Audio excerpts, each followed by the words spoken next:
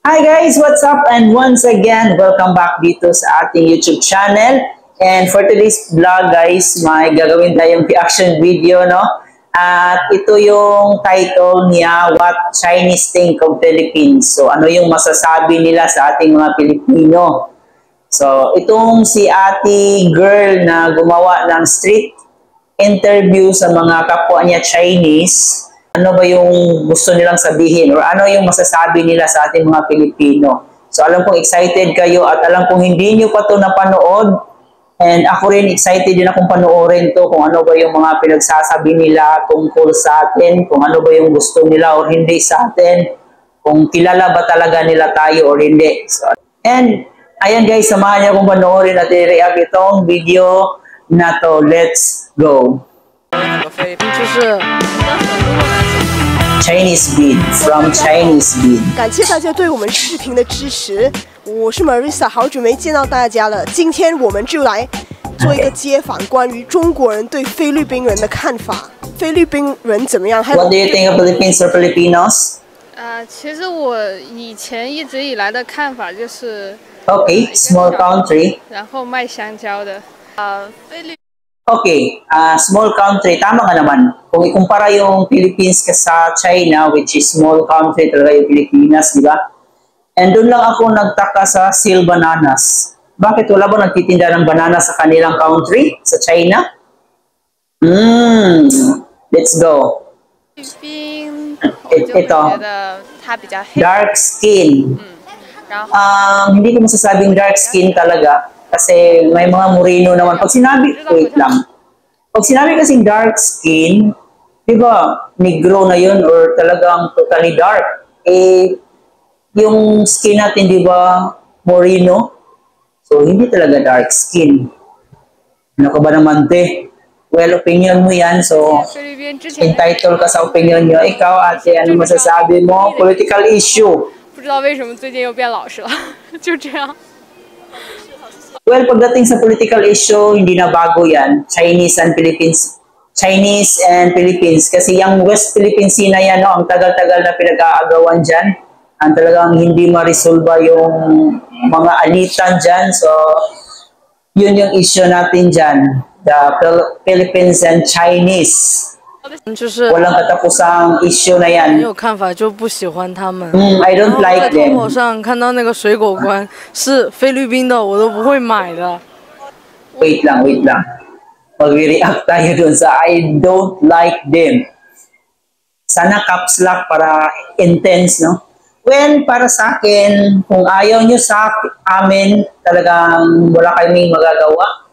And karapatan nyo yan. So, ito na lang, para patas tayo, ayaw din namin sa inyo. Yun lang. And doon naman sa, tinda. So, ano ba yun? Ano yung sinasabi niya?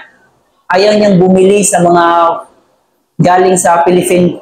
Ayaw niyang bumili ng mga putas galing sa Pilipinas. Uy, wag. Basta kami, kakain pa rin kami ng orange. Bibili pa rin 没 kami 有 ng 意见嘛， orange. 因为我不了解他们，就觉得菲律宾菜挺好吃的。 Food is tasty. I don't think 说 so. 到 In terms of international relationship, 我比较不太喜欢这个国家。 wow, I don't like 对 this 菲律 song. 宾的那些歌手 OK 有什么概念吗？ Karapatan mo yan. 比如 Bruno Mars 啊，或者是 Katrina 啊之类的。我不太了解，没有听过。没事，还有就是。 Well, hindi natin masisisi kung hindi nila kilala si Katrina kasi hindi naman talaga pang malakasan si Katrina. Pero si Bruno Mars, guys, kilalang kilala yan eh. Feeling ko niloloko lang niya yung sarili niya kung hindi niya kilala talaga si Bruno Mars kasi nung kasagsagan ng pagsikat ni Bruno Mars talagang kilalang kilala siya sa buong mundo. So, I don't think na hindi niya kilala si Bruno Mars. Ito. 从来没听过吧，但好像还可以，但还真没有听过菲律宾歌， Okay. 没有听过。根本没有听过，应该就是比较 Hindi natin mapipilit kung wala silang kilala na singer sa atin kasi nga galit sila sa atin. So, wala tayong magagawa doon. Next. 那种不火的吧，因为我们都不听他们的歌，都没有 They're 听过 not 他们的名 popular. 字。 I don't think so. 这些歌手，没事，因为我不追星啊，我很少关注关于明星方面的这些问题，不好意思。Well, pagdating naman sa mga singers sa Pilipinas, no, talagang yung iba kilala pero yung iba hindi. Siguro hindi nila nakilala si Casey Tandingan, di ba? Nangyari yung audition si Casey Tandingan, di ba? Sa Chinese yun. So paano niya nasabi na wala siyang kilalang Filipino singers? But anyway, so choice nila yan na hindi alamin yung mga bagay-bagay na wala namang importansya sa kanila. So let's go. 对菲律宾的就是这些歌手不太了解， Okay. 好像没有太听过他们的歌。那我知道那个 Bruno Mars 蛮好听的，还有 Buti ko to si ate, kilala niya si Bruno Mars. 我一个都不知道。 Well, kung si Bruno Mars guys, talagang kilala naman talaga sa buong mundo si Bruno Mars, di ba? So, nagtataka ako kung yung ibang Chinese hindi kilala, tapos ito si ate kilala naman niya. So, yung iba siguro pinagluloko lang yung sarili nila na hindi 我跟男 kilala. 朋友是菲律宾人， Yung galit lang talaga yung 我不会找中 nangingibabaw sa kanila. 可能还接受不了吧，毕竟 culture 不一样吧，可能是这样。 Okay. 接受不了。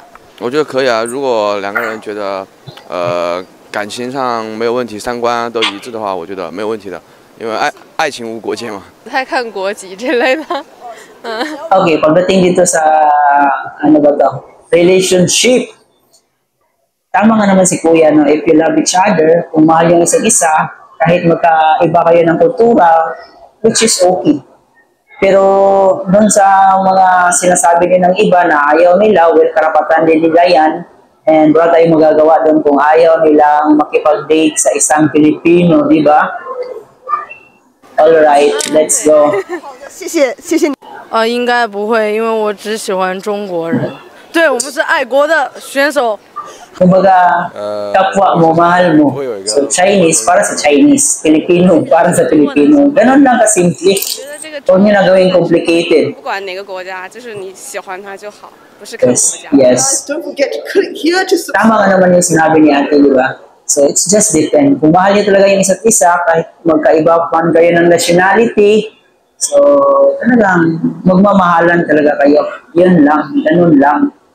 Di ba? So, sana nag-enjoy kayo guys. No? Huwag niyo seryosohon tong video na to. Talagang ginawa lang to ng isang vlogger na Chinese para malaman din niya kung ano yung mga hinanaing o ano yung mga thoughts ng kanilang kapwa Chinese sa ating mga Pilipino. So, vice versa lang po.